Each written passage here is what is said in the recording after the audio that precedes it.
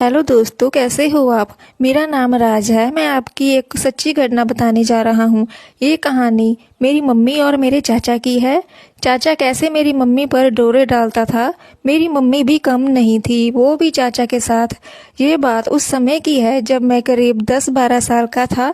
मैं अक्सर अपने चाचा के साथ ही रहता था। चाचा मुझे अपने साथ ही सुलाते थे। फिर मम्मी मुझे देर रात तक चाचा के पास से लेकर अपने पास सुलाती थी। मैं अक्सर महसूस करता था कि जब मम्मी मुझे लेने आती थी तो कभी कभार मैं जाग जाता था, तो लगता था कि चारपाई हिल रही है, लेकिन मेरी समझ में कुछ भी नहीं आता था। और कुछ देर बाद ही मम्मी मुझे लेकर अपने बिस्तर पर आ जाती थी। शायद चाचा किसी बहाने से मुझे अपने पास सुलाते थे। खैर, ये सब चलता रहा। मैं कभी कभार दिन में ही देखता कि चाचा मम्मी की ओर कुछ इशारे करते, तो कभी तो वो चाचा के साथ ऊपर वाले छप्पर में चली जाती थी और काफी देर बाद निकल कर आती थी। मैं कभी मम्मी से पूछता कि आप वहां पर क्या करने गई थी, तो मम्मी कहती, कुछ नहीं बेटा, तेरे चाचा बैलों के लिए तूड़ी लेकर खेत में जा रहे हैं, उन्हें तूड़ी बंधवाने गई थी। लेकिन धीरे धीरे मुझे उन पर कुछ शक हो रहा था कि आखिर चाचा और मेरी मम्मी एक साथ इतना घुल मिल क्यों रहे हैं। है तो उनका देवर भाभी का रिश्ता। एक दिन मुझे कुछ देखने का हल्का सा मौका मिला। चाचा उन दिनों भैंसों के बाड़े में सोते थे। जब मैं एक रात को चुपके से अपने घर की छत पर जाकर मम्मी का इंतजार करने लगा कि कब मम्मी चाचा के पास जाती है। बाहर बहुत ठंड थी, फिर भी मैं वहीं पर जमा रहा कि कब ये लोग अपना खेल शुरू करते हैं। और अब मेरी मेहनत रंग लाई।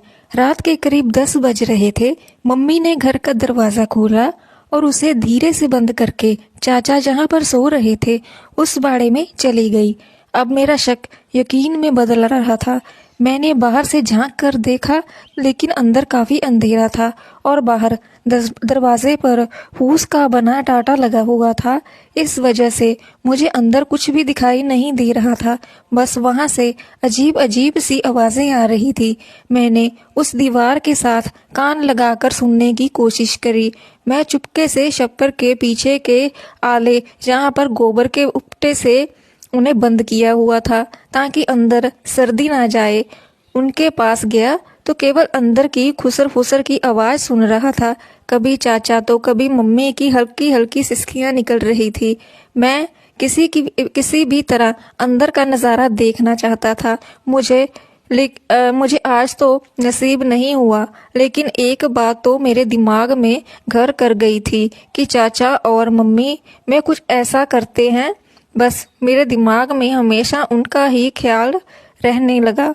आगे की कहानी बताने से पहले मैं आपको अपने बारे में बता देता हूँ कि मेरे परिवार में मेरे चाचा, मम्मी, पापा, मैं एवं मेरी दादी है। मेरे पापा शहर में काम करते हैं।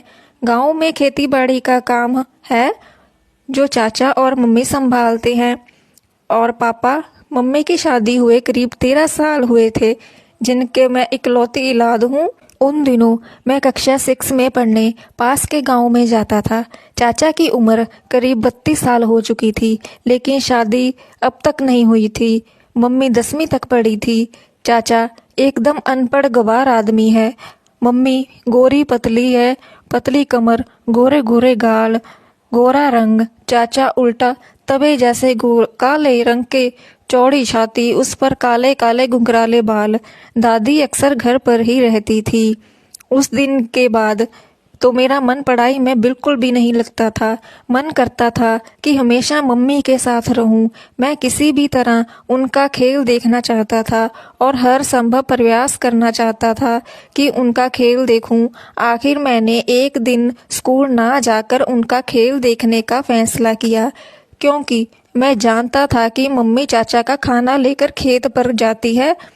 अब तो सरसों भी बड़ी हो रही थी, इसलिए ये दोनों पक्का वहां कुछ करते होंगे। यही सोचकर मैं स्कूल ना जाकर चुपके से खेत पर पहुंच गया, जहां सरसों के खेत के बीच एक बड़ा भारी पेड़ है।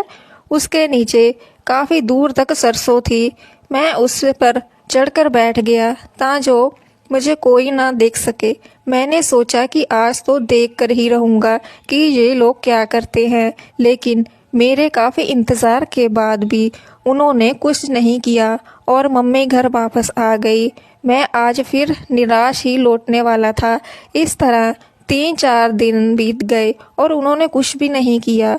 मैं सोच रहा था कि मेरी शायद गलतफहमी है। करीब 4 दिन के बाद मैंने चाचा को मम्मी से कुछ कहते हुए देखा। मम्मी कह रही थी कि ठीक है, आज रात को मैं खेत पर आ रही हूँ। मेरे दिमाग में फिर से कीड़ा कुलबुलाने लगा।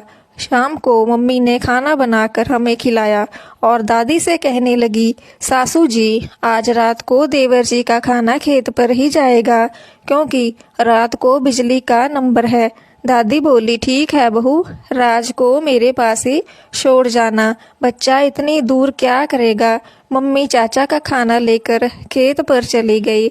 इधर मैं भी वहां पर जाना चाहता था, लेकिन दादी मुझे अकेले वहां पर भेजती नहीं, तो मैंने एक बहाना बनाया और कहा, मम्मी हमारे पेपर आने वाले हैं, आप कहो तो मैं अपने दोस्त के जहाँ पढ़ने चला जाऊं। पहले तो दादी नहीं मानी, लेकिन काफ़ी मनाने के बाद उन्होंने जाने की अनुमति दे दी।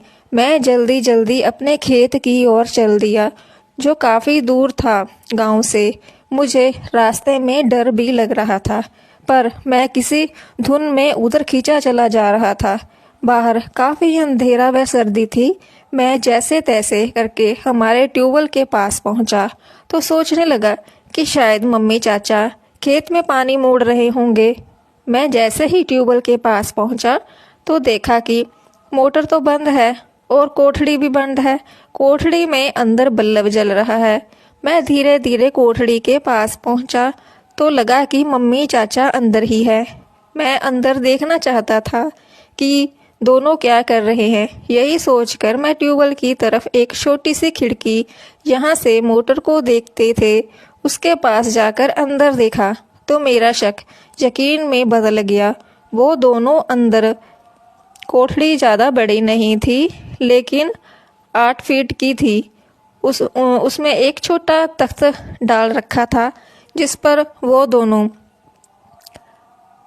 ये सब देखकर एक बार तो मेरा दिल में आया कि इन दोनों को, लेकिन मैं तो ये सब कई दिनों से देखना चाहता था और आज वह मौका मिल ही गया। फिर मैंने मोटर के कमरे की खिड़की से देखा तो मेरे देखते ही होश उड़ गए, क्योंकि मम्मी तो चाचा के साथ। फिर चाचा मम्मी को बोलने लगे कि तुम हो अपने देवर का ज़रा भी ख्याल नहीं रखती हो। मैं तो हरदम मौके की तलाश में रहता हूँ कि कब तुम मेरे पास आओ। तो मम्मी बोली, क्या करूँ, मुझे ऐसा लगता है कि राज को हमारे बारे में सब कुछ पता चल गया है, इसलिए अब मैं जो सोच रहा था वो बिल्कुल सही निकला। अब मेरे दिल में अपनी मम्मी के लिए जो रिस्पेक्ट थी वो पता नहीं कहाँ गई। आपको ये कहानी